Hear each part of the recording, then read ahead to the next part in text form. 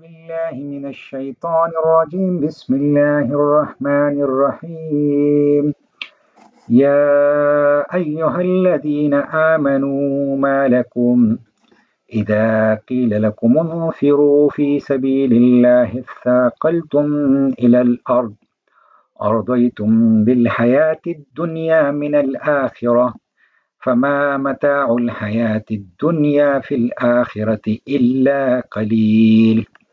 ترجمہ: اے ایمان والو، تمہیں کیا ہو گیا ہے کہ جب تم سے کہا جاتا ہے کہ چلو راہ اللہ میں کوچ کرو تو تم زمین پکڑ لیتے ہو؟ کیا تم آخرت کے عوض دنیا کی زندگانی پر ہی رچ گئے ہو؟ سنو، زندگانی دنیا تو آخرت کے مقابلے میں کچھ یوں ہی سی ہے۔ تفسیر ابن کثیر سے اس آیت کی تفسیر۔ غزوہ تبوک اور جہاد سے گریزاں لوگوں کو انتباہ۔ ایک طرف تو گرمی سخت پڑ رہی تھی، دوسری طرف پل پک گئے تھے اور درختوں کے سائے بڑھ گئے تھے۔ ایسے وقت رسول اللہ صلی اللہ علیہ وسلم ایک دور دراز کے سفر کے لیے تیار ہو گئے۔ غزوہ تبوک میں اپنے ساتھ چلنے کے لیے سب سے فرما دیا۔ کچھ لوگ جو رہ گئے تھے انہیں جو تنبیہ کی گئی ان آیتوں کا شروع اس آیت سے ہے کہ جب تمہیں اللہ کی راہ کی جہاد کی طرف بلایا جاتا ہے تو تم کیوں زمین میں دنسنے لگتے ہو؟ کیا دنیا کی ان فانی چیزوں کی ہوس میں آخرت کی باقی نعمتوں کو بھلا بیٹھے ہو؟ سنو، دنیا کی تو آخرت کے مقابلے میں کوئی حیثیت ہی نہیں۔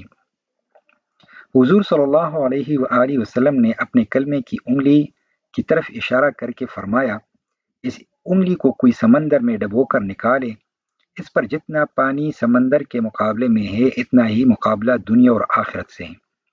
حضرت ابو ہریرہ رضی اللہ تعالیٰ عنہ سے کسی نے پوچھا کہ میں نے سنا آپ حدیث بیان فرماتے ہیں کہ اللہ تعالیٰ ایک نیکی کے بدلے 1,00,000 کا ثواب دیتا ہے۔ آپ نے فرمایا بلکہ میں نے 2,00,000 کا فرمان بھی رسول اللہ صلی اللہ علیہ وآلہ وسلم سے سنا ہے۔ پھر آپ نے اس آیت کے اسی جملے کی تلاوت کر کے فرمایا کہ جو دنیا جو گزر گئی اور باقی ہے وہ سب آخرت کے مقابلے میں بہت ہی کم ہے۔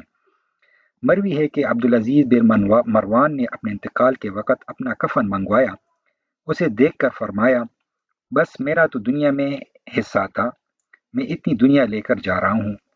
پھر پیٹ موڑ کر رو کر کہنے لگے، ہائے دنیا، تیرا زیادہ بھی کم ہے اور تیرا کم بھی تو بہت ہی چھوٹا ہے، افسوس ہم تو دھوکے میں ہی رہے۔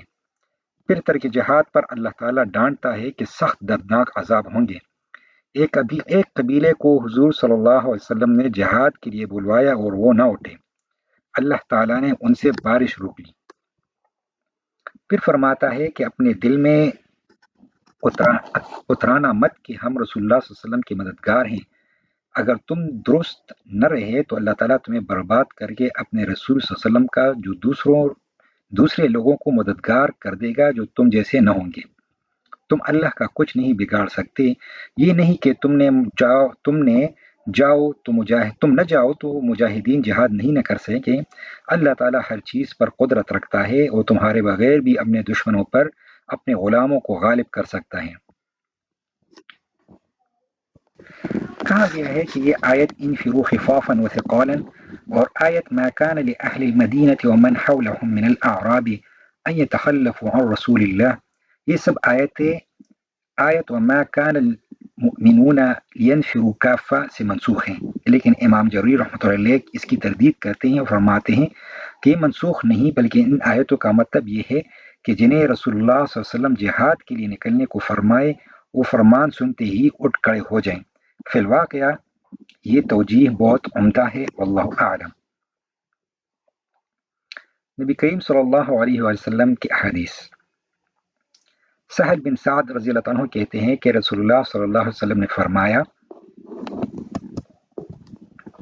اللہ تعالیٰ کے نزدیک دنیا کی وقت اگر ایک مچھر کے پر کے برابر بھی ہوتی تو کسی کافر کو اس میں سے ایک گھونٹ پانی بھی نہ پلاتا۔ امام ترمذی کہتے ہیں یہ حدیث اسناد سے صحیح قریب ہے۔ اس باب میں حضرت ابو ہریرہ رضی اللہ عنہ سے بھی روایت ہے۔ سنن ترمذی حدیث 2320۔